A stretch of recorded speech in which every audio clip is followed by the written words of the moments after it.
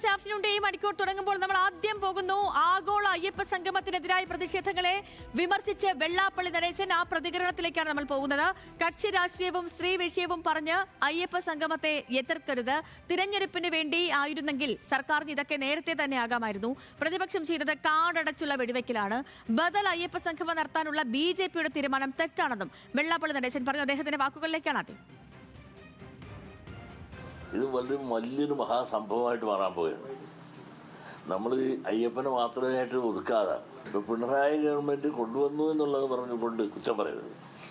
അല്ലെങ്കിൽ ഇലക്ഷൻ വരുന്നു എന്നുള്ളത് കൊണ്ടാണ് പറയുന്നത്. അങ്ങനെയാണെങ്കിൽ കഴിഞ്ഞ ഇലക്ഷന് മുമ്പായിരുന്നല്ലോ ഈ സ്ത്രീ പ്രവേശനമായിട്ടുണ്ടായിരുന്ന എല്ലാ പ്രശ്നവും അന്നായിരുന്നു.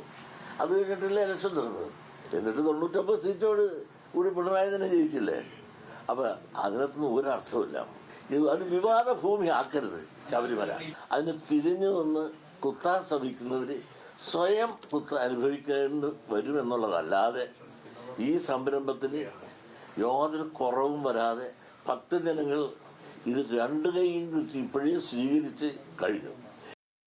മനീഷ് ഏഷ്യ മാത്യു ആണ് ആലപ്പുഴയിൽ നിന്ന് വിവരങ്ങൾ ചേർത്ത്. മനീഷ്, ഇതിപ്പം ആദ്യമായിട്ടല്ല SNDP യോഗം ആഗോള അയ്യപ്പ സംഗമത്തിന് അനുകൂലമായി നിലപാടെടുക്കുന്നത്. നേരത്തെയും വെള്ളാപ്പള്ളി നടേശന്റെ നിലപാട് സമാനം തന്നെയായിരുന്നു, സർക്കാരിനൊപ്പമായിരുന്നു. പക്ഷേ ഇത്തവണത്തെ അദ്ദേഹത്തിന്റെ പ്രതികരണത്തിന് ഒരു വ്യത്യാസം കൂടിയുണ്ട്.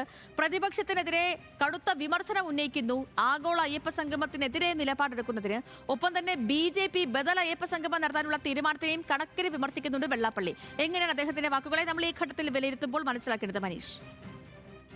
Sathyalakshmi, P Prashanth Devaswom board Thiruvithamkoor Devaswom board president Ayyappa സംഗമത്തിന് SNDP ക്ഷണിക്കാനെത്തിന് പിന്നാലെയാണ് വെള്ളാപ്പള്ളി നടേശൻ തന്റെ നിലപാട് ഉറപ്പിച്ചു പറഞ്ഞത്. ഈ അയ്യപ്പ സംഗമം എന്ന് പറയുന്നത് അയ്യപ്പനെ ലോക പ്രശസ്തിയിലേക്ക് എത്തിക്കുന്നതിന് വേണ്ടിയുള്ളതാണ്. അതുകൊണ്ട് തന്നെ അതിനെ ഏതെങ്കിലും തരത്തിൽ എതിർക്കാൻ ശ്രമിക്കുന്നവർ ചെയ്യുന്നത് ഈ ശബരിമലയുടെ വികസനം അടക്കം തടയുന്ന ഒരു സംഗതി എന്നുള്ളതാണ് അദ്ദേഹം പറഞ്ഞത്. ഇത് പറഞ്ഞതുപോലെ തന്നെ ഈ അയ്യപ്പ സംഗമത്തിനെ എതിർക്കുന്നവരെ എല്ലാം ഒറ്റ വാക്കിൽ തന്നെ എതിർത്തുകൊണ്ടാണ് വെള്ളാപ്പള്ളി സംസാരിച്ചത്. പ്രത്യേകിച്ച് UDF ഇക്കാര്യത്തിൽ ഒരു കാടടച്ചിട്ടുള്ള വെടിവെക്കലാണ് നടത്തുന്നത് എന്നുള്ളതാണ് പ്രധാനമായിട്ടുള്ള വിമർശനം. പ്രത്യേകിച്ച് ഈ തെരഞ്ഞെടുപ്പുമായി ബന്ധപ്പെട്ട് തെരഞ്ഞെടുപ്പ് അടുത്ത് നിൽക്കുമ്പോൾ ഇത്തരത്തിലൊരു അയ്യപ്പ സംഗമം നടത്തുന്നത് അത് വോട്ട് സ്വാധീനിക്കാൻ വേണ്ടിയാണ് എന്നുള്ളൊരു വിമർശനം വ്യാപകമായി ഉയർന്നിരുന്നു. അതിനെ വെള്ളാപ്പള്ളി പറയുന്നത് ഇങ്ങനെയാണ്: അങ്ങനെയെങ്കിൽ ഇത്തരത്തിൽ ഒരു തീരുമാന മാറ്റം ഉണ്ടാകേണ്ടത് ഈ സ്ത്രീ പ്രവേശനവുമായി ബന്ധപ്പെട്ട സമയത്ത് തന്നെയായിരുന്നു. അന്ന് ഈ ഇടതു സർക്കാർ എടുത്ത നിലപാട് അത് ജനങ്ങൾ കണ്ടതാണ്. പക്ഷേ അടുത്ത തെരഞ്ഞെടുപ്പിൽ ജയിച്ചത് 99 സീറ്റുകൾ നേടിയാണ്. അപ്പോൾ അത് ഏതെങ്കിലും തരത്തിൽ ഹിന്ദു മതവിശ്വാസികളെ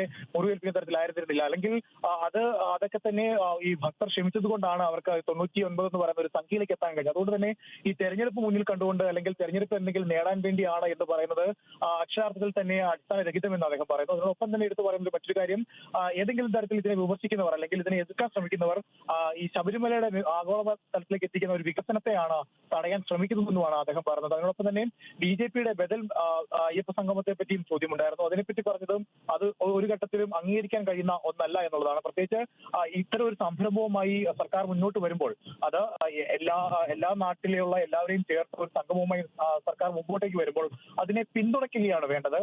ഈ കഴിഞ്ഞ വർഷങ്ങൾക്ക് മുമ്പ് നടന്ന ഈ സ്ത്രീ പ്രവേശനവുമായി ബന്ധപ്പെട്ട് അല്ലെങ്കിൽ പിണറായി വിജയൻ ഇത് കൊണ്ടിരുന്നു എന്നതുകൊണ്ട് മാത്രം ഇത് എതിർക്കപ്പെടണമെന്ന് കരുതുന്നത് യാതൊരു വിധത്തിലും അംഗീകരിക്കാൻ കഴിയില്ല എന്നും അദ്ദേഹം പറയുന്നു.